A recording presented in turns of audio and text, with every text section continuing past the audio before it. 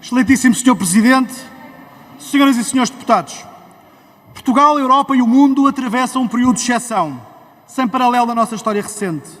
Felizmente, Portugal, através da união exemplar das instituições democráticas e dos partidos políticos, tem procurado dar resposta a este desafio, colocando o combate ao vírus e o interesse nacional num plano acima de tricas partidárias que, em questões fundamentais para a nossa vida, não levam a lugar nenhum. Fundamental é, pois, atravessar a tempestade de mãos dadas, perdendo o menor número possível de vidas.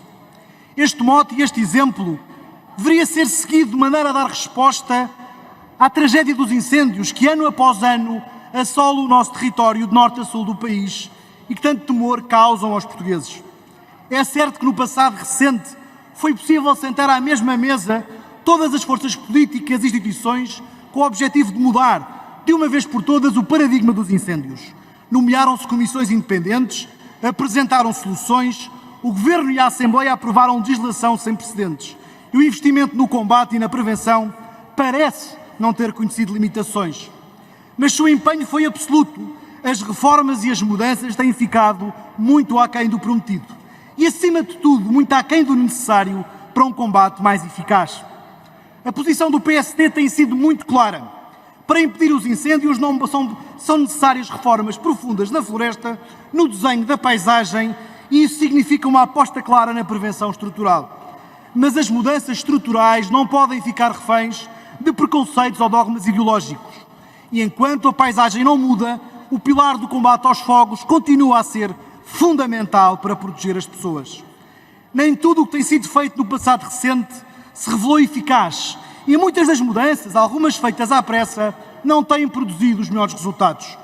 Infelizmente, os últimos anos têm revelado falhas, atrasos, descoordenação entre forças, investimento assimétrico nas diversas entidades, demasiada propaganda e o que falta em competência política sobeja em arrogância e falta de transparência. Este ano, como nos anteriores, não se augura nada de bom, não apenas pela meteorologia, que segundo o IPMA promete ser adversa, mas também porque, face ao confinamento e às regras especiais para os idosos, é bastante provável que a limpeza dos terrenos tenha ficado aquém do desejado e dos últimos anos. Poderá haver assim aqui um retrocesso, e é por isso que o Governo e a Proteção Civil não têm uma necessidade acrescida de não falhar, porque todos os cenários não são bons e a tolerância ao erro é muito menor. Bem sabemos que é possível impedir totalmente os incêndios e que a mãe natureza nem sempre está ao nosso lado. Mas por essa razão é que se exige ao Governo e à Proteção Civil que façam pelo menos tudo o que está ao seu alcance para proteger os cidadãos, minimizando, quando possível, os problemas e as ameaças. As condições de exceção deste ano não podem justificar atrasos ou menor competência. Hoje, como ontem, o PSD continua a estar ao lado dos portugueses e a cumprir o seu papel aqui no Parlamento, chamando a atenção para as falhas e propondo soluções. A nossa crítica é construtiva e acontece apenas e só porque queremos um país mais seguro, justo e solidário. É a esse propósito que é imperativo voltar a chamar a atenção do Governo. Mais uma vez, o DECIR não está a ser cumprido. Estamos na fase final do nível 2 e, mais uma vez, os meios aéreos propostos não estão todos no terreno. Faltam meios em 8 distritos e há 4 distritos sem qualquer meio aéreo. O Governo continua a brincar com o fogo, mas quem se queima é sempre o povo. Importa, por isso, garantir que no dia 1 de junho, data em que se inicia o terceiro nível, o reforço dos meios previstos vai estar, de facto, operacional. E é por isso que fazemos esta pressão. Recordamos que todos os relatórios dizem que os meios aéreos são fundamentais para o combate inicial e que no ano passado o maior fogo do país, o fogo de Vila de Rei, ficou comprovado por todos os especialistas que cresceu graças à falha do ataque inicial, porque o meio aéreo pesado que lá deveria estar, estava afinal no norte do país, fechado num hangar. Sabendo que o ataque inicial é fundamental, as estatísticas dizem que 95% dos fogos são extintos na primeira hora e que 5% dos fogos grandes são responsáveis por 95% da área ardida. É por isso que não compreendemos como é que o Governo inverteu prioridades e no DECIR para este ano reduz os meios aéreos para o ataque inicial, passa de 29 em 2019 para 26 e reforma o ataque ampliado. Isto é ao contrário do que dizem os especialistas. Quanto aos agentes, a diretiva diminui o número de bombeiros, de elementos da FEB, dos GIPs e até está previsto o aumento de sapadores. Mas nada se sabe sobre estas brigadas. Nós não sabemos, afinal, quantos agentes vão estar no terreno. E já agora pergunto, e a Força de Sapadores Florestais do ICNF prometia 160 elementos? Ainda não saiu do papel. Ouvimos falar em investimento em novo equipamento para todas as áreas. Uma competição entre o Ministério da Defesa, do Ambiente, da Agricultura e da Administração Interna. Toda a gente se conseguiu reequipar mais. Mas isto talvez revele mais falta de financiamento para as missões de base que estão confiadas do que desleixo ou má gestão das entidades envolvidas.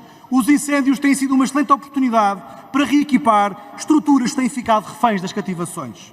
Mas quando ouvimos falar de drones, de mais investimento nas Forças Armadas, que ficou por utilizar, apetece perguntar, houve dinheiro para tanta gente e os bombeiros continuam, aqueles que representam 90% da força no terreno, com carros da década de 80, com meios da década de 60 e às vezes a conduzir veículos que já são até proibidos a dar a estrada. Ou seja, houve dinheiro para toda a gente, mas aqueles que são a peça fundamental do combate aos incêndios continuam a ser menosprezados. E são esses que são sempre os primeiros a chegar.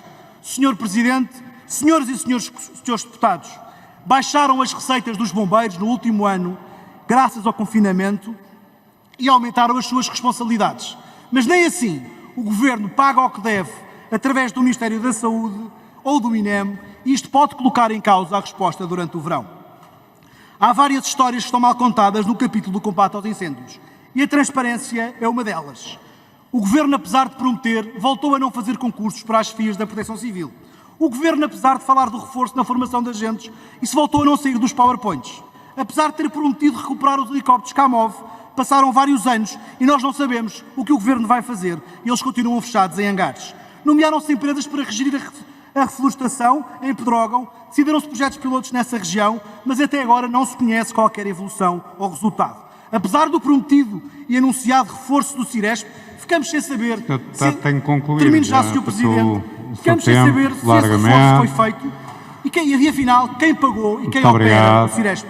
Termino, Sr. Presidente. Muito obrigado. Termino com uma palavra de agradecimento para todos aqueles que combatem o fogo e que ajudam a proteger os portugueses. Muito obrigado.